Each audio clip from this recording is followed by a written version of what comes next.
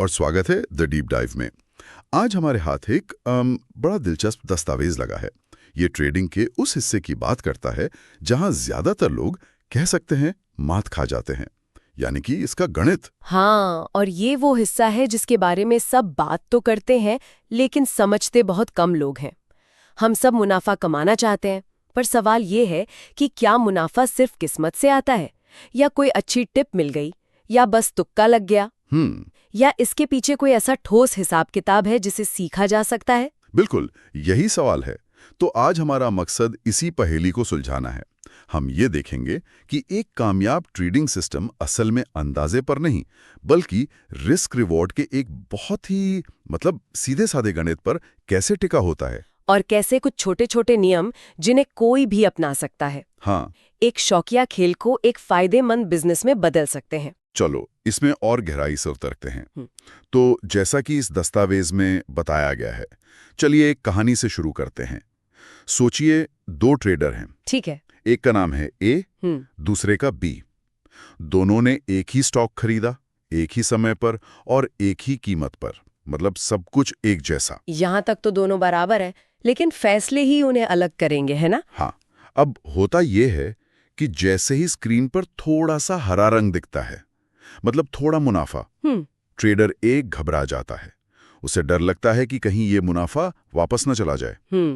वो फौरन अपने पोजीशन बेच देता है और 200 रुपए कमा लेता है, और वो बहुत खुश है कि चलो आज कुछ तो घर आया। एक आम प्रतिक्रिया, डर की हाथ आया मुनाफा चला ना जाए। बिल्कुल।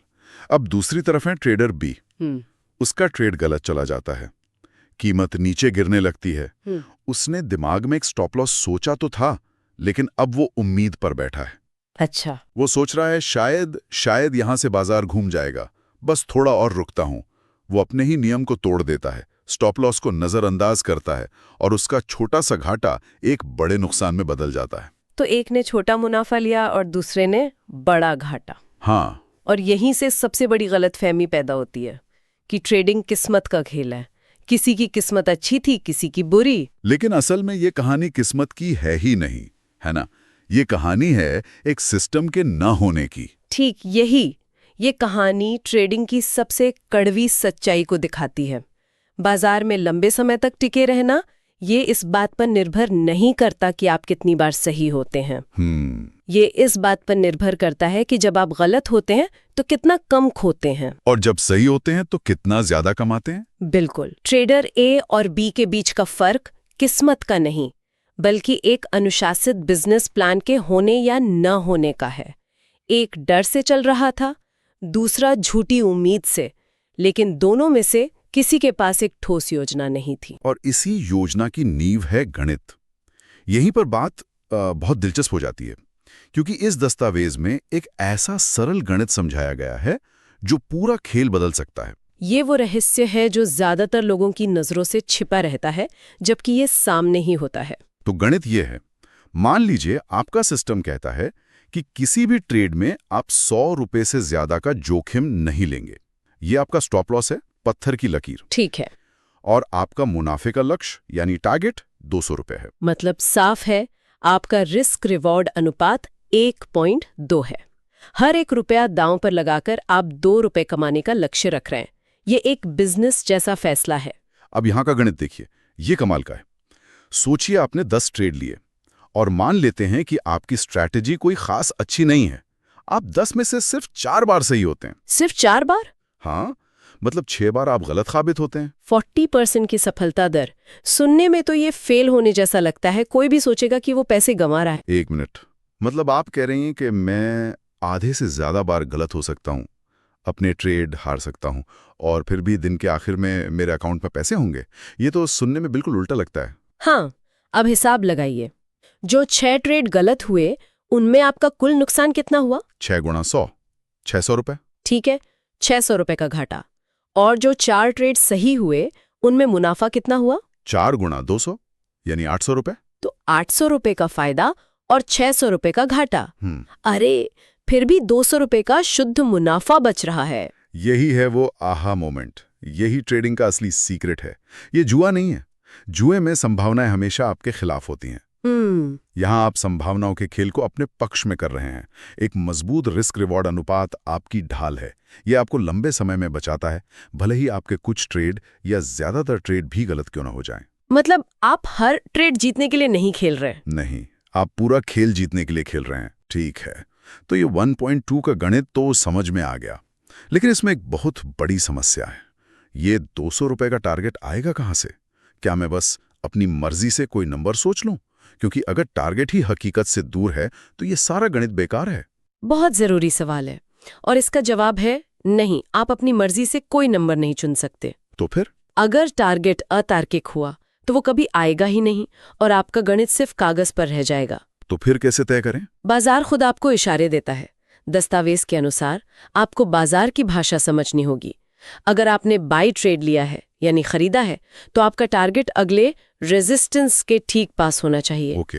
और अगर सेल ट्रेड लिया है तो टारगेट अगले सपोर्ट के पास होना चाहिए। सपोर्ट और रेजिस्टेंस, ये शब्द सुनने में थोड़े तकनीकी लगते हैं।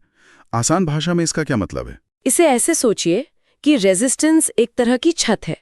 पिछली बार जब कीमत इस लेवल पर पहुंची तो वहां से टकराकर नीचे आ गई, मतलब वहां बेचने वाले खरीदारों पर हावी हो गए थे। अच्छा। और सपोर्ट एक मंजिल या फर्श की तरह है।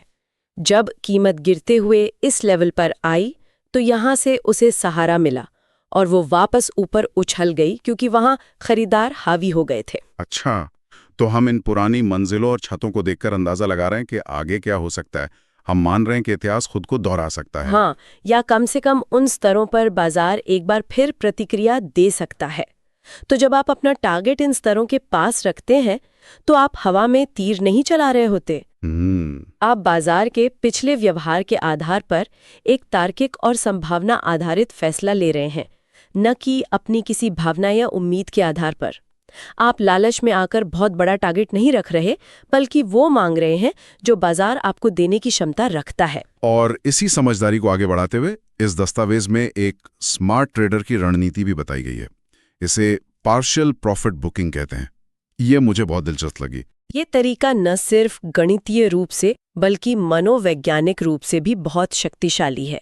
ये असल में ट्रेडर ए और बी दोनों की समस्याओं का समाधान है। वो कैसे?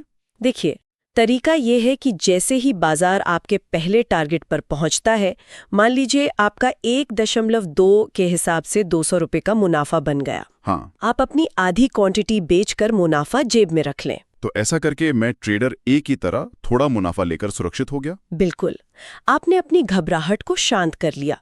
लेकिन कहानी यहाँ खत्म नहीं होती। अगला कदम और भी जरूरी है। आप अपनी बाकी बची आधी क्वांटिटी के लिए स्टॉप लॉस को अपनी खरीद मूल्य पर ले आते हैं। अच्छा। तो अब जो बाकी का ट्रेड बचा है वो रिस्क फ्री हो गया। हाँ। अगर बाजार पलट भी गया तो मुझे कोई नुकसान नहीं होगा क्योंकि स्टॉप लॉस मेरे खरीद दाम पर है। ठीक यही। अब सोचिए क्या हुआ। आपने ट्रेडर ए की तरह थोड़ा मुनाफा जेब में रखकर डर को खत्म कर दिया और फिर ट्रेडर बी से सीखते हुए बाकी ट्रेड को बिना किसी जोखिम के बड़ा बनने का मौका भी दे रहे हैं। मतलब अब आप उम्मीद पर नहीं बल्कि गणित पर टिके हैं। हाँ, एक बार जब आप कुछ मुनाफा घर ले आते हैं और बाकी ट्रेड से जोखिम हटा देते हैं तो आपके ऊपर से वो प्रदर्शन का दबाव हट जाता है। और डर के खत्म होते ही आप बेहतर फैसले ले सकते हैं। बिल्कुल। जब डर नहीं होता तो आप बाकी बची पोजीशन को एक बड़े मुनाफे के लिए शायद अगली छत तक होल्ड कर सकते हैं। आप बाजार को मौका देते हैं कि वो आपको एक असाधारण मुनाफा दे, वो भी बिना किसी तनाव के। ये आत्मविश्वास भी बढ़ाता होगा। बहुत ज्यादा। मुझे याद है जब मैंने शुरू किया था तो मैं 500 रुपए का मुनाफा देखकर ऐसे भागती थी जैसे मैंने कोई जंग जीत ली हो। लेकिन 2000 के घाटे को महीनों तक इस उम्मीद में देखती रहती थी कि वो वापस आएगा। ये गलती सब करते हैं क्योंकि हम डर और लालच से बने हैं। ये रणनीति उन दोनों भावनाओं को काबू में रखती है। और यहीं पर लालच का जिक्र भी आता है। दस्तावेज में चेतावनी दी गई है कि कभी-कभी बाजार आपको और देने का लालच देगा। आप सोचेंगे चलो थोड़ा और रुकता हूं और कमा लूंगा। लेकिन अक्सर इसका नतीजा ये होता है कि जो मुनाफा स्क्रीन पर दिख रहा था वो वापस शून्य हो जाता है। सबक, बाजार से लड़ना मना है। तो अगर हम अब तक की सारी बातों को जोड़ें तो एक स्पष्ट तस्वीर उभरती है। ये सिर्फ नियमों की एक लिस्ट नहीं है, ये ट्रेडिंग को देखने का एक पूरा नजरिया बदलने जैसा है। तो इसका सार क्या है? हम इसे अपनी ट्रेडिंग में कैसे उतार सकते हैं? दस्तावेज इसे कुछ गोल्डन रूल्स में समेटता है। पहला नियम तो वही क्लासिक है, अपने घाटे को छोटा रखो और अपने मुनाफे को दौड़ने दो। Cut your losses short and let your profits run.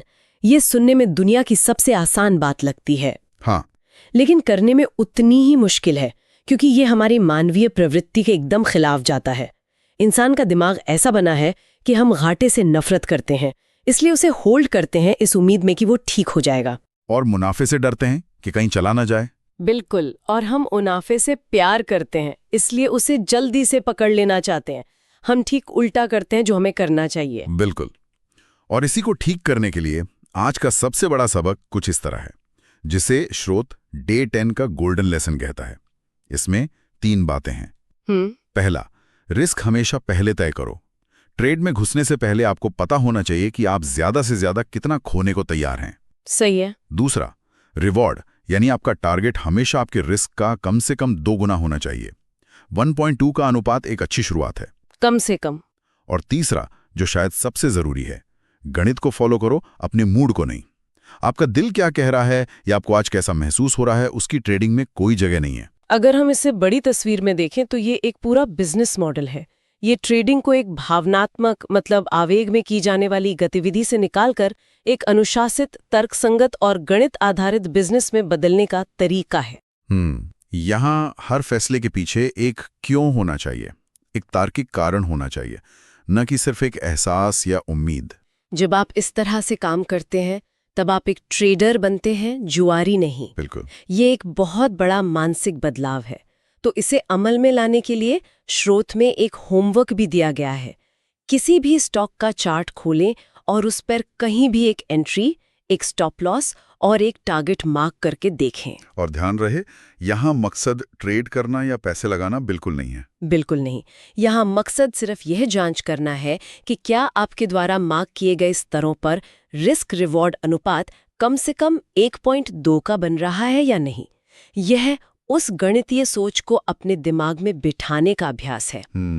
जैसे कोई बल्लेबाज मैच से पहले नेट्स में प्रैक्टिस करता है। हाँ, ये वैसी ही दिमागी प्रैक्टिस है। हाँ, ये एक तरह से दिमाग की मसल्स मेमोरी बनाने जैसा है, ताकि जब आप असल में ट्रेड करें तो ये प्रक्रिया स्वाभाविक रूप से हो, बिना ज्यादा सोचे समझे।